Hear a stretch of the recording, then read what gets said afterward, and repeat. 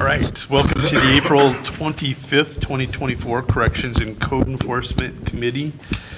Present today, as always, we have a full house. Let me start with Councilman. We have Councilman Schramm and Councilman Hockett present. We have supervisors, Code Enforcement Officer Dan Furness. We have Lieutenant John Rehak. I'll just say LT. Gonna talk? I think I talked enough last time. All right. Jail Administrator Jeff Augsburger. Also joining us today are our appointeds. We have our City Attorney Paul Jensen, Finance Officer Chandra Phillips, and Public Safety Commissioner Justin Day.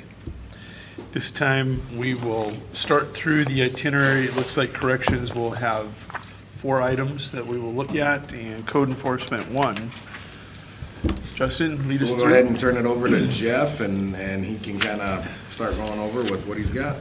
Hey, good morning. We'll start with the inmate population. Today's count's 158. The month average is 160, and the year average is 161. Tuesday, we'll cover number 2 and 3. On Tuesday, we had our U.S. Marshal inspection. That went well. There's a detention review report, 28 pages, where we give them a bunch of information on the institution. Reviewed that, any questions they had, answered that, or any questions I had, they had answers for me. John attended, and so did another lieutenant. Through that process, it'll be good for in the future if something like happened that they had to step in and do that. It's a yearly inspection, so it's nothing out of the ordinary. So yeah, that went well. That was in the morning Tuesday, and then in the afternoon, we had our workplace managed IT. I guess the beginning of the, what would they call it, Chandra, onboarding? Is that what they refer to it as? Chandra was there for that down at the LEC as well. And the department heads and everyone, we answered questions, asked questions, gave them access to all the computers. That was their big thing. They needed to get their agents put on all the hard physical computer locations, so they were doing that in the jail. It sounds like they may be back down there today to do some more work in the tech room. They called late yesterday afternoon. I know Andrea spoke with them, so I think they'll be back down there making progress on that. And then the only other thing I had for you guys today is Fall River County's requested a contract. They out there in Hot Springs, they have plumbing issues going, or a project. The city is doing a project, a sewer project, and their streets getting tore up, and it's affecting, from what was described to me, the plumbing going to the courthouse and adjacent. I'm not familiar with their buildings, but must also be affecting the jail.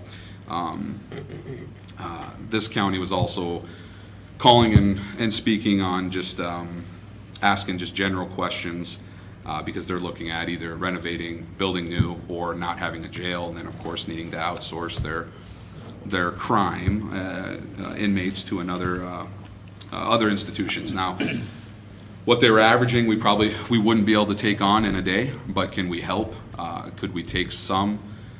That's what they're doing, is they're reaching out to institutions, regional jails, that in the event that they have a critical error or issue with their plumbing, they're going to have to get them out of there.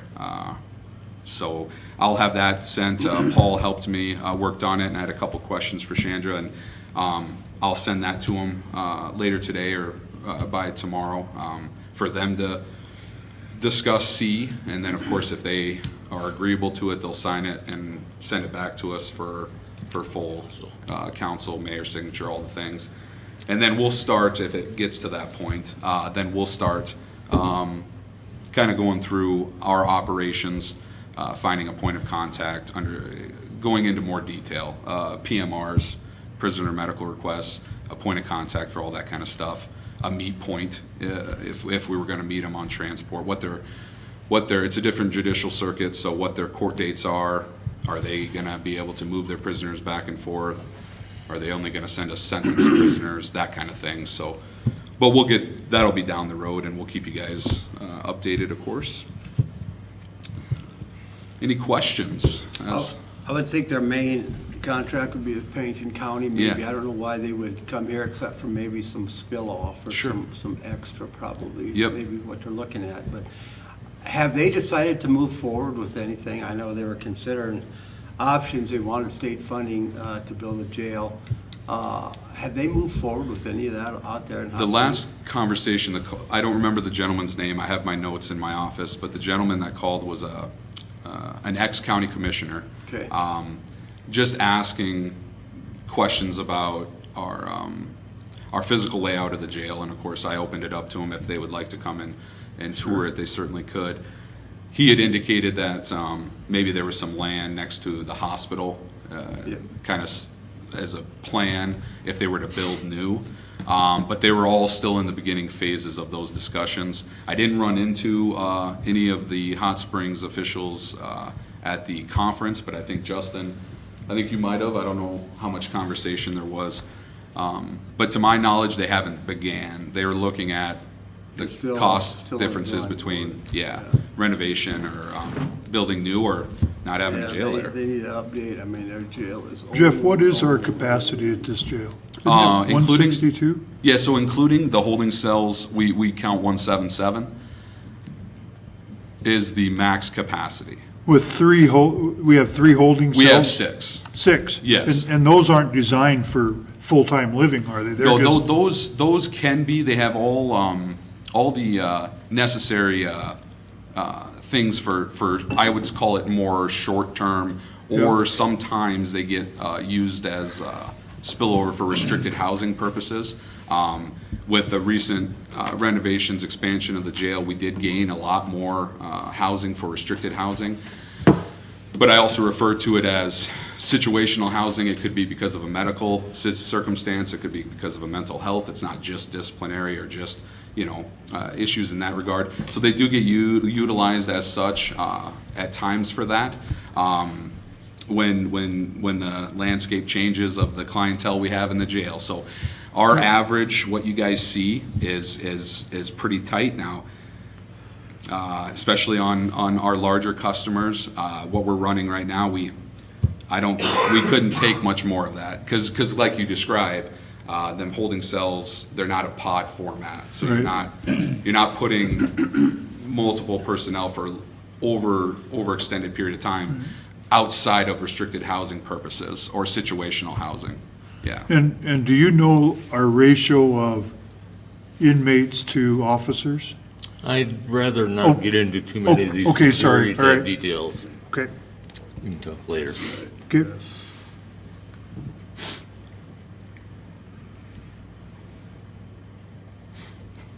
So we don't have the capacity to take over their whole When I spoke to him, operation, because they would push us over our max. that's right. When I spoke to him at the original conversations, I think they were running around 20, with maybe the ability, I forget if it's 30 or 40 maybe. Yeah. But I think they were averaging around 20. We couldn't handle that No, right now. we couldn't take them all. They, like you described, Pennington, they're in Sturgis and Meade County. If they may also be full. Yeah, And then, of course, Yeah, they may be running Yeah. pretty full too out there right now. and then Lawrence County, it's my understanding that they're still on track for a late summer, August. And again, it's my understanding, I think it's around 140 some bed facility Yep. right there in Deadwood. So there's going to be options, I'm sure, Yes. on that side, like you described. It might Yeah. be just another kind of safe option, or it won't hurt to have Yeah, another but option. It doesn't hurt to open our door, you know? No, there's some counties now, I mean, when we talk about we have 12, 14 county, I mean, I'd have to count the number, but not all of them utilize us. The counties or sheriffs tend to have, and maybe it's by statute, Justin, I'm not sure, but You gotta have a backup. you gotta have 2 active in case once, is full. Sure. Then you have an option, so. Yep. And that's what nobody who doesn't work in that world will ever truly understand. Just because you have a number of 177, that doesn't Yeah. mean that you can have it full in all the other areas, but you can't put certain inmates together. No. So we may be at 162, and we may be Full. pretty much all we can handle unless it's a certain class, gender, something else of inmate. Because obviously you can't put genders together. You can't, I mean, that's where that overall number is absolute perfectly. We have just the right inmates in just the right places. So that is a forever changing, and that's what these guys do. They know where they have room, who they can take, what kind of offender they can take, and these guys do a phenomenal job. Whereas most people will just see the number, well, you got room for this, but you only have this, you have room. Right. Well, no, we don't, because you want to bring me in 3 males, and I've got 4 beds available for females right now, but I have no beds available for males. So it's a very changing, fluid, what we can take on a day-to-day basis. It's like you're These putting a guys puzzle are together every day. Yeah. It is. It's exactly, that's a great way to And I describe it. would say yeah. amen, I would concur with the ability that they do, how they manage our local jail It's is phenomenal. absolutely phenomenal. That's the word that I would use to describe. And when you look at all the moving pieces of the Yep. puzzle and how they manage that thing, it's really a success story. It is. It really And is. that's what we've always said, that's kind of always been the conversations we've had. We'll never be the biggest in the state, in our jail, in our police department, but there is nothing, or in our dispatch, but there's nothing says that we can't be the best That's right. of each of those things. That's right. And these guys push every single day That's right. to hit that mark, and they do a phenomenal job. On a side note, one more. Is that true, LT? Thank you. Just so you don't feel left out. Directly into That's true. Are there times, Jeff, when we have to tell counties, no, you can't bring them here? There are times. I keep a file, not for just if we're full, if they don't meet the criteria. So there's been another thing, we talked briefly before meeting. We've changed some SOPs in recent years to protect, obviously, ourselves, institution, the city at large, but also the individuals that come into our custody. Because that is our primary job is to take care of the people that are in our custody. So I keep a file, and I could go back and look at it. I think I started it in '22. And my staff, if there's a certain set of criteria you have to meet to get acceptance into the jail. And there's questionnaire that law enforcement have to answer, and if they don't meet the standard, the answer is no.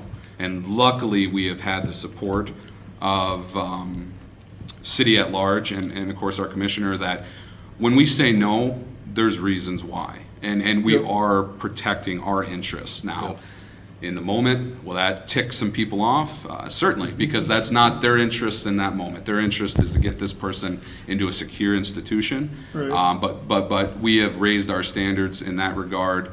So like I said, I keep a file. What my staff have to do, if they refuse someone, they just generate a report, and the one sheet of the questionnaire that has to be filled out, they provide that to me, so that if the call comes in, which it has, Justin has taken calls in recent years of no names, but a county upset with the fact we said no.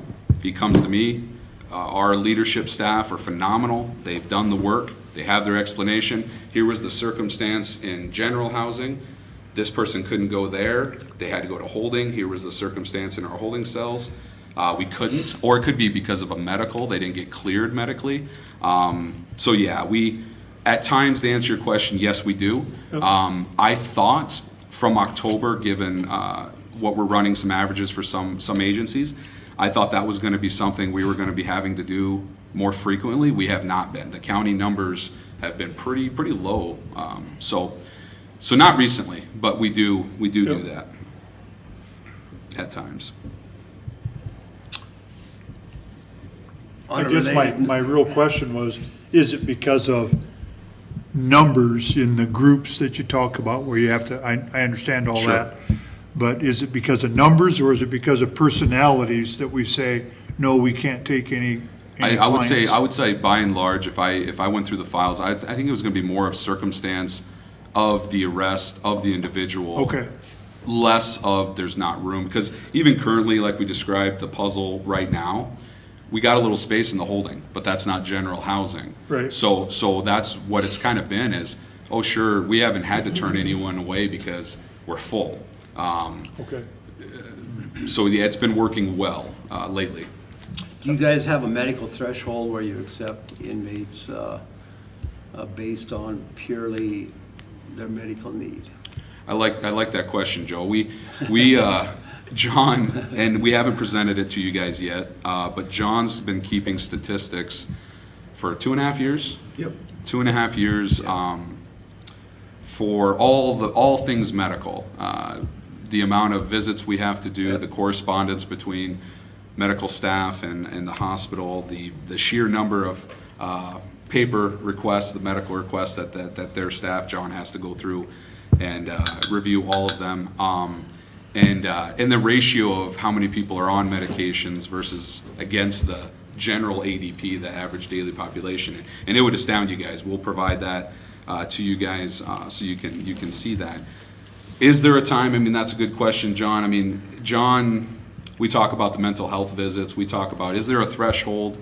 I don't know if we've seen it yet, but it really stems to what their needs are and if we have room in some, what I call situational housing. Could be mental health, could be that they need CPAP or they need, so we don't, those kinds of circumstances don't go into our bigger pod areas. By and large, if there's an additional notation or medical circumstance, that's what I refer to as situational housing. But I don't think we've had a threshold. Would you say, John? No, I don't think so. And kind of like what Jeff referred to, our situational, when you look at our max capacity, the 177, our situational housing is considerably less. So those individuals that come to the jail that need to be in situational housing, well, I might have 20 beds per se, and all 20 are taken. Or that individual, I like how, to kind of backtrack, our intake questionnaire that Jeff was kind of referring to, that criteria to meet before you come into the jail, that intake questionnaire is kind of geared towards the medical in large part. I'd say over half of it is kind of related to that, what's going on with that individual, medications, medical history, anything we need to be aware of, behaviors, things like that. If any of those raise any red flags, obviously they need to be cleared at the hospital before they come. Sometimes if they are cleared or not, that's just kind of how they are. We still don't have the situational housing. So yeah, I don't think the threshold has been met. Luckily, we don't have too many instances where we have to make those types of You decisions. have like but- brittle diabetics that you have to monitor continually, and Yep. insulin, you have to provide insulin Yep. routinely, regularly, every meal. You've dealt with those cases before. Yep, so like right now, I can say numbers because I'm not violating HIPAA or anything, I won't say names. You're okay. We have 17 diabetics right now at the jail. That fluctuates. I think the most that I've seen was mid-20s. Is there a strong correlation then with diabetics and crime rate? Can you draw those conclusions? Give me a break. Not at this time, there might be a research paper down the road. Thank you, because that sounds pretty high, and I wonder if they're more prone to getting into trouble. I can see the news media showing up for it. So, let me ask you, are you not a diabetic? Me too. Joe? That's Yeah. fine line. I'm like on that line Fine too, so line. I gotta be careful of falling over to the But John, if I other could side. ask, Yeah. all of that, and I know that the time is important, but all of that diabetes medicine, all of that stuff is all paid for by the arresting county, is that not That's correct? correct. That's right. So then, is our medical staff, do we assess those counties extra for their incarceration if we need medical staff to take care of them? No, it's built into the rates. That's built into the Yeah. To the basic prisoner, flat yeah. rate. Yep. Send us you're sick or you're not sick. Part of our Well, we'd service. rather have the not sick. Preferably. But just so you guys are aware, out of our 158, John, what's a average number you think that are on medications or need some type Oh, of? my. You got the, Yeah. I can tell you, because that's one of the things Lots. we track. I bet you I a bet lot. it's 80%. You'll be surprised. It's- It's actually been down a little bit. I won't, if this is what. So currently, in March, we have 103 on prescribed medications. Oh my gosh. Now, obviously, that fluctuates. If you go back to January, February, we had 118 on prescribed medications. Yeah, oh my gosh. Looking further back, 128, 123, 117, 121, it's never below 100. Wow. No. And that's on prescribed medications.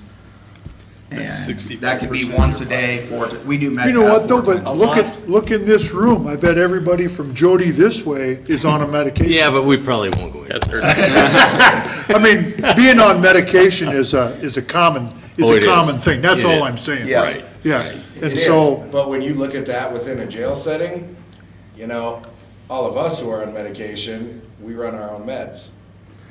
That's not the case once you enter a jail facility. You don't get to Right. keep your meds with you. Therefore, the value of what we've done with our Med Aid. right, Exactly. right. Because see, And all this- that's why I a lot had of the this question stuff- of, are we being compensated for that care that the Med Aid is providing? Through our contracts, we are. But Daily rate. that's why we raise contracts. The daily amounts. rates, Yep, yep. Yep. And Yep. see, a Raise lot our of this stuff services got along put- with our dollar amount that we charge. A lot of this stuff all got put into place, once we sat down, once John got here. Yep, yep. You know, he really did a phenomenal job of looking at everything, tearing everything apart. Again, Jeff and John and Lori at the time, again, that's the trust that we have at each level. So when John sells something to Jeff, Jeff's like, okay, all right, let's look at it, let's see how we can make this better. Jeff comes to the commissioner and the commissioner trusts Jeff and I'm like, yeah, okay, what do we gotta do? Let's make it better. And it always goes back to constantly be looking at yourself to see where you can get better. You can never, ever, ever rest, and that's the way we've always done it.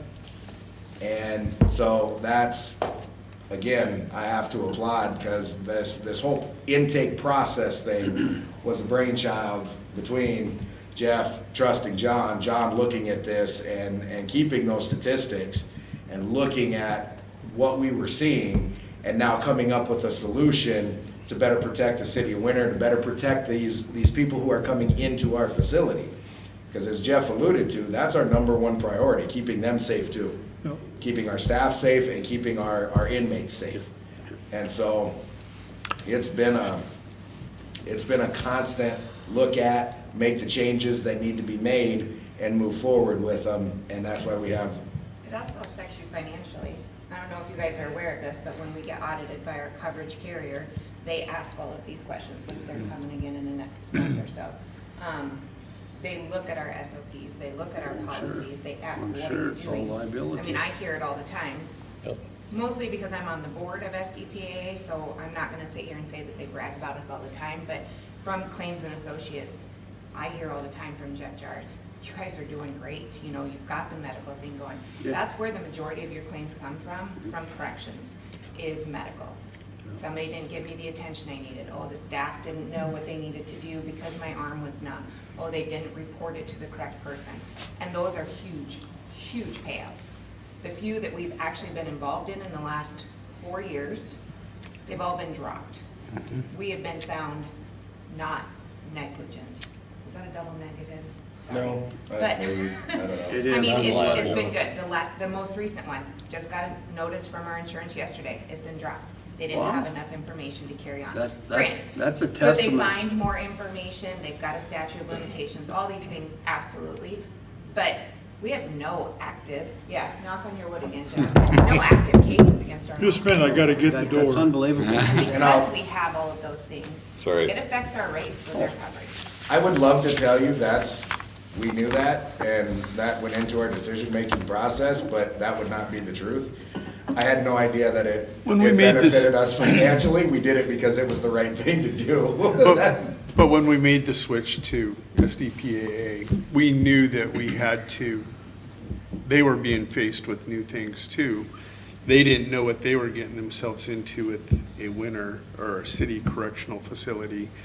We provided them, you provided them so much information, so many forms, operating procedures that they actually got more and more comfortable with this. Well, now SDPA actually offers a corrections training program.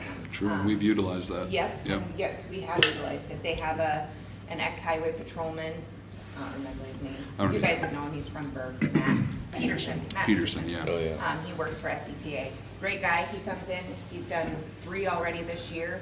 I think he intends, he'd like to, I know we're on the list of take come to winter again. Yep. Um, We invite other, because we've sent, when he's been other places too, we sent some staff to Mitchell last year.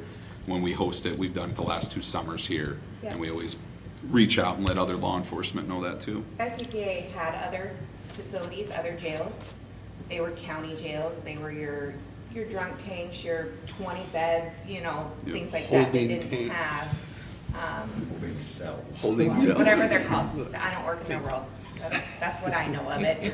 I'm scared to You even can't go say down that, there. Yeah. They're gonna keep me. 27 So years. anyways, those were what they were used to. But they were still seeing huge volumes of claims coming out of those small facilities. Oh, sure. And they're getting more claims out of those small facilities than they are out of our 160 Well, some bed If you facilities. think about it, it stands to reason why. I won't go into it, but you can. But the You can real assume underlying why. fact is that every year, we have contracts with 9 or 10 counties. We're getting evaluated by 9 or 10 Yes, counties we every are. year. Yes, we are. Why are we spending money in winter? Yeah. And I think we're winning that discussion, simply for the fact that, Because you're right, those You're taxpayer clear. dollars in those counties Yep. are an influx. because they have to justify every Yep. dollar they spend in winter. Yep. You know, and if we don't do it right, providing the medical services, even though that cost goes back to the county, they still have to have it provided. And some You know, sheriffs so- are not always happy with the answer that they get. Yeah, But I will tell you, I think every single one of them understands the way that this jail also protects them. It protects the residents of their counties, it protects them, it protects the people that they're bringing here. And that's a big piece of that. So, Those sheriffs do not want to run their own jails. That's why they're bringing them here. There is a lot. and you know, we did some interviews yesterday and it kind of came up. We had a first and we were interviewing. We had 2 department heads in there because the person put down for this department or this department. And it became very clear that this was the kind of person we want within the agency. I mean, we look at the LEC kind of as a whole, that when there are good people that apply, that have a very high ceiling, we want to make sure that they work for us somewhere in that facility. And that's kind of what we explained to this person too. It's like, you know, the only reason why we are as successful as we are is because each and every person we employ. We set the standard, we expect you to meet that standard, but we do everything we can between the leadership, between the administrators, to make sure that you can find success in this career. Because we have truly changed the Winter Corrections, the Winter Police Department, and the Winter Peace app from a place to have a decent job to a place where you can now actually have a career. And that is kind of what we're going after now. And like we said, we started laughing. It's like, man, we talk like we're the CIA. We have an asset that we want to get into the agency.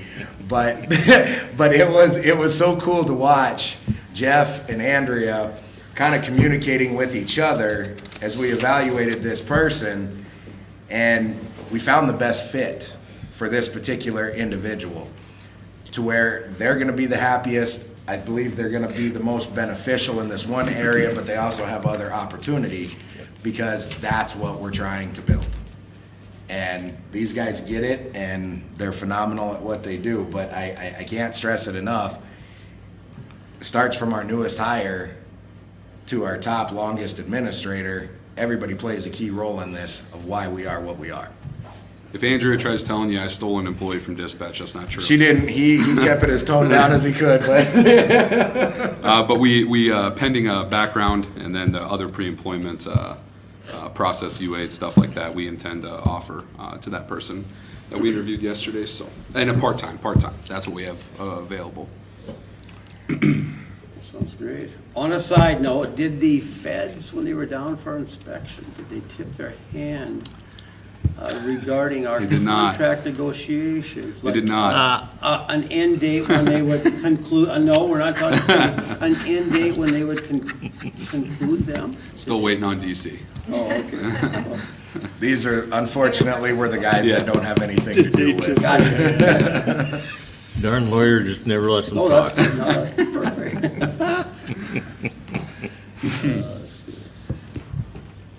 Any other questions?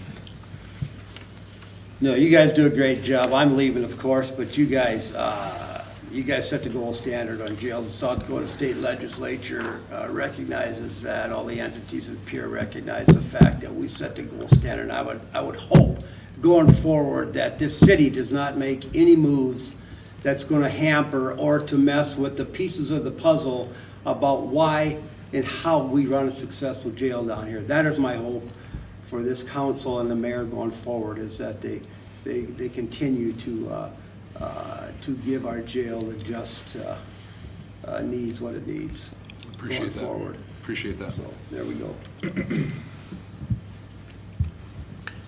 Jody? Code enforcement. Okay. This will be interesting. Yeah, real interesting.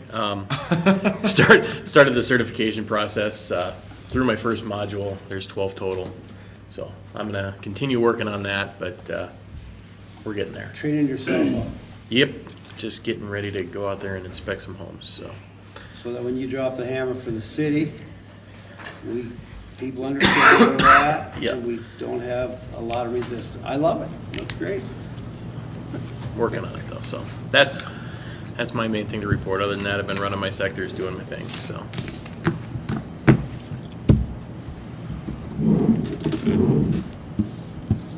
With that,